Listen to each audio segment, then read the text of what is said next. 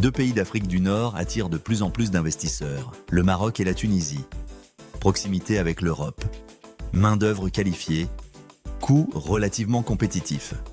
Mais la vraie question est simple. Où investir aujourd'hui pour créer de la valeur? Introduction, le Maroc et la Tunisie ont des trajectoires économiques différentes. L'un mise sur les infrastructures et l'industrie.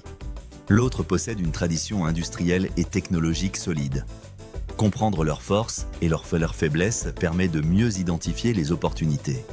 Le Maroc, la stratégie industrielle. Le Maroc est devenu l'une des économies les plus dynamiques d'Afrique. 1.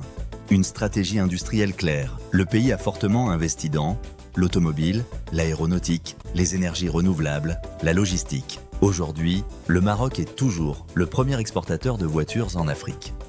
2. Des infrastructures modernes. Le pays a construit le port de Tanger-Med, l'un des plus grands ports d'Afrique, des lignes TGV, des zones industrielles modernes. Ces infrastructures attirent les entreprises internationales.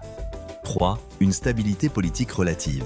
Comparé à plusieurs pays de la région, le Maroc bénéficie d'une stabilité institutionnelle importante, ce qui rassure les investisseurs. Les risques au Maroc. Cependant, certains défis existent. Inégalités sociales importantes, dépendance à certaines industries, chômage des jeunes. La Tunisie, un capital humain solide. La Tunisie possède un autre type d'avantage.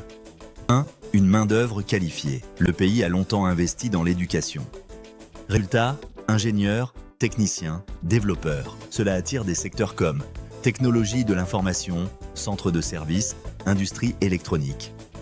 2. Une tradition industrielle. La Tunisie possède déjà une base solide dans textile, mécanique, composants automobiles, électronique.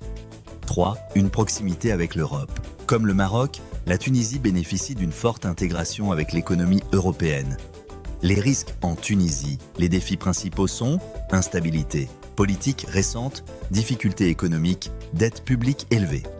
Ces facteurs peuvent ralentir certains investissements. Les 3 secteurs les plus prometteurs. 1. L'industrie exportatrice automobile, électronique et composants industriels.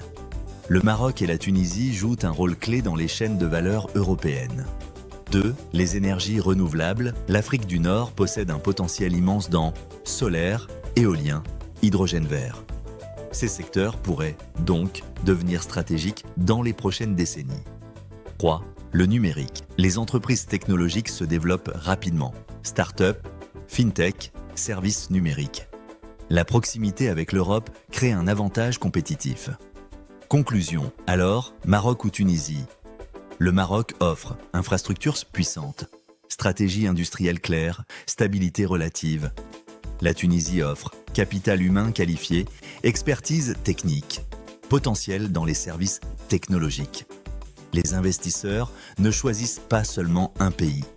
Ils choisissent l'écosystème où leur stratégie peut réellement créer de la valeur.